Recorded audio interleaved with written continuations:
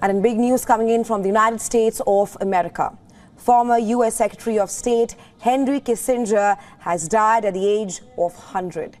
Kissinger served as America's top diplomat and national security advisor during the Nixon and Ford administrations. In a statement, Kissinger Associates, a political consulting firm he founded, said that the German-born former diplomat died at his home in Connecticut. During his decades-long career, Kissinger played a key and sometimes controversial role in U.S. foreign and security policy. As Secretary of State, he was known for pioneering a policy of détente with the Soviet Union and also promoting an open-door policy towards China. He's also credited with eventually extricating America from the Vietnam War. Kissinger's influence also extended to another Secretary of State, Hillary Clinton, who once wrote in the Washington Post that she relied on his counsel. Until the end, his political philosophy remained pragmatic. America would not be true to itself if it abandoned its essential idealism. That's what Kissinger wrote in his book, World Order, at the age of 91.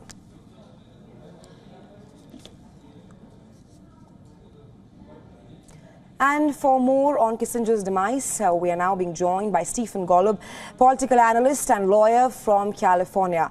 Welcome to the broadcast, Mr. Golub. Good to be here. Now, Mr. Golub, Henry Kissinger was a man admired and loathed. He was a controversial statesman. Talk to us about how he shaped America's foreign policy. He served under two U.S. presidents, Nixon and Ford, as the Secretary of State. He really was more influential regarding U.S. foreign policy than any non-presidential figure before or after him. He really was a nearly dominant figure in the 1970s. He was both the Secretary of State and National Security Advisor, the two most important foreign policy positions in the U.S. government. He was in both positions simultaneously, which has never been done before or since. And in terms of wielding influence over policy regarding how the U.S. related and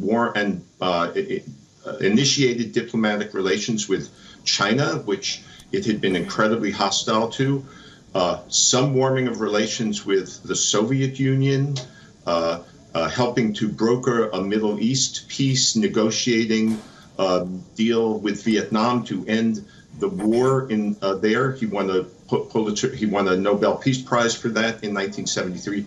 He was tremendously influential. Having said that, there were downsides to some of those endeavors, and his human rights record, or the kinds of human rights abuses he condoned or even encouraged through foreign policy in places like Chile, Argentina, Cambodia, were really egregious. Right, Mr. Golub, we speak of how he played a major role in Middle East peace negotiations, and his demise comes at a time when there's an ongoing war between Israel and the Hamas militants. And we've seen hectic diplomatic parleys taking place in West Asia as the war continues between the warring sides, Israel and Hamas.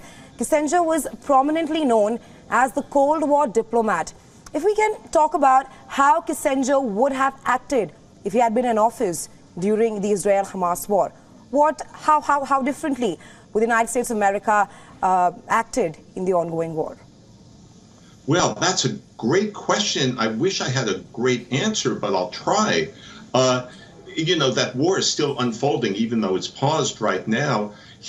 What I can say is he would have taken a very pragmatic view. And when I say pragmatic, I'm not using the word in a wholly positive sense. He was pretty much indifferent to human rights concerns regarding conflicts, regarding issues, regarding governments around the world. So the massive murders that Hamas committed against Israel and the attacks that Israel had been committing in Gaza would have been, and the human cost of that would have been matters that he really wouldn't have prioritized. It would have been what's in the U.S. interest in terms of the stability in the Middle East, serving our economic interests, serving our strategic interests. Now, in the process of that, he might have played a very constructive role in trying to negotiate some kind of deal or settlement in the region regarding the conflict that's going on now. But how it exactly would have played out, we can't yet say, except he would have taken a very pragmatic and non-human rights-oriented perspective and approach. Just adding to that point you made there about how he would have played a pragmatic role in the ongoing war. In September this year, Kissinger gave some of his final remarks on the Israel Hamas war, where he clearly said that the war could engulf the Arab world altogether. Now, Mr. Golub, despite being over 100 years old, he did still attend meetings in the White House, published books on leadership. Talk to us about Kissinger's role during the 1971 war between India and Pakistan. Now, declassified documents reveal that he reshaped Cold War dynamics in South Asia. What are your inputs on that? Oh, I'm very glad you asked me that question also. I was going to get to that. He played, I would say, a negative counterproductive role regarding that war. You know, as you know better than Americans do, Pakistan, what was then West and East Pakistan, what is now the country of Pakistan, or West Pakistan, was brutally suppressing East Pakistan, committing, again, massive human rights violations that Kissinger was indifferent to, and he wanted to tilt U.S. foreign policy in favor of Pakistan against what is now Bangladesh, against India's, on balance, very positive role in bringing Pakistan's occupation of Bangladesh and human rights abuses and suppression of Bangladesh to an end. So he really played a negative role in two important regards in 1971. One, and in terms of ignoring the human rights dimension, the humanitarian dimension, and two, in terms of backing the loser as India emerged triumphant.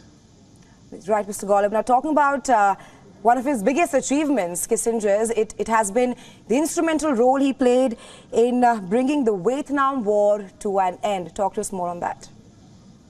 Yeah, that really was one of his most significant accomplishments, although some people might put that term accomplishments in quotes, in the sense that he negotiated the Paris Accords that brought the war to an end. He won the Nobel Peace Prize for that, or won it with his North Vietnamese negotiating partner in 1973. But ultimately, it was a short-lived peace. It mainly served to get the U.S. out of the Vietnam War, to save face for the U.S. after we suffered more than something like 55,000 combat deaths and many, many more wounded, and was kind of indifferent to what happened afterwards once the U.S. got out, and once the North Vietnamese, after a sufficient pause, really overran the South Vietnamese government and country and took over. One other element of this that should be noted in terms of his overall record is that he conducted a secret war in Cambodia, next door to Vietnam, secret bombing in 1969, which many experts on Cambodia feel contributed to destabilizing that country to the point that a non-communist government was overthrown by a very violent, very extreme Khmer Rouge government, which took power in '79 and went on to be responsible for 2 million deaths in a country of only 7 million. Kissinger didn't intentionally facilitate that, but his counterproductive policies, his secret bombing, his policies, which extended the Vietnam War into Cambodia, contributed to really decimating that poor country. Thanks, Mr. Golub, for joining us, WION. I would like to read out one of his famous quotes of Kissinger's, where he says that there cannot be a crisis, my schedule is already full. That was one of his famous quotations. But thanks very much, Mr. Golub, for joining us on WION and sharing your insights with us on this story. Thank you.